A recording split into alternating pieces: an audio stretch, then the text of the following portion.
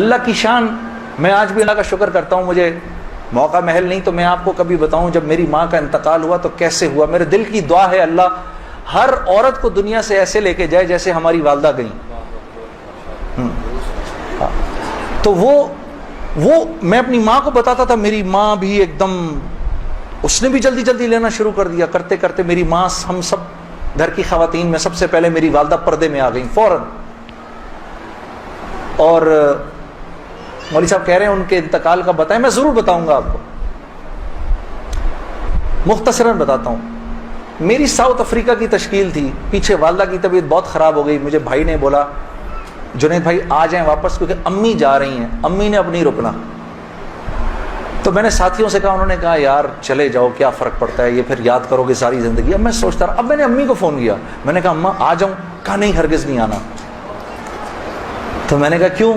تو کہنے لگی اگر میرا انتقال ہوا تو میں کتنی خوش قسمت ہوں کہ میں اللہ کو بتاؤں گی کہ جب میرا انتقال ہوا تو میرا بیٹا تیرے راستے میں تھا, تو تم مت آؤ, مجھے کچھ نہیں ہوگا, اور اگر ہو گیا تو اس کو اللہ کی مرضی سمجھ رہا, بس میرے لیے تم دعا کرنا. اللہ کی شان امی کا انتقال نہیں ہوا. اس میرے 40 دنوں بعد میں واپس آیا تو بہت خوش ہوئی, گلے لگایا, کہا دیکھو میں نے کہا تھا اللہ نے مجھے زندہ رکھا جب تک کہ تم نہیں آتے واپس. پھر میری حضرات نے 10 دن کی اور تشکیل کر دی کینیڈا کی. تو میں نے کہا اماں پھر 10 دن کے لیے بھیج رہے ہیں, جاؤں نہیں جاؤں؟ نہیں چلے جاؤ, میں تو بالکل ٹھیک ہوں. میں نے کہا جی ٹھیک ہے. میں جس دن گیا ہوں اس دن ہم ٹورانٹو میں مرکز میں بیٹھے ہوئے تھے, تو وہ پوری ٹورانٹو کی شورا سامنے بیٹھی ہوئی تھی, میرا بیان تھا. بیان کے دوران ایسے موبائل پڑا ہوتا ہے, میں نے رکھا ہوا تھا کہ بہن کو بولا ہوا تھا کہ اگر اماں کو کچھ ہو مجھے فوراً بتا دینا. میرا موبائل بند ہو گیا, میں سمجھا خراب ہو گیا, اب وہ چلے ہی نہ کسی طرح سے. خیر میں نے اس کو چھوڑے رکھا, میں بات کرتا رہا. اس کو نہ چھیڑیں, پہ چھوڑ دیں اس کو. تو میں نے اس وقت جب میں عشاء کی نماز پہ کھڑا ہوا تو پیچھے سے ساتھیوں نے آ کے بتایا کہ والدہ کا انتقال ہو گیا. میں نے بہن کو فون کیا, کیا ہوا؟ کہتی ہے کہ ابھی فجر کی ہم نے نمازیں پڑھی ہیں, فجر سے تھوڑا سا پہلے انتقال ہوا ہے.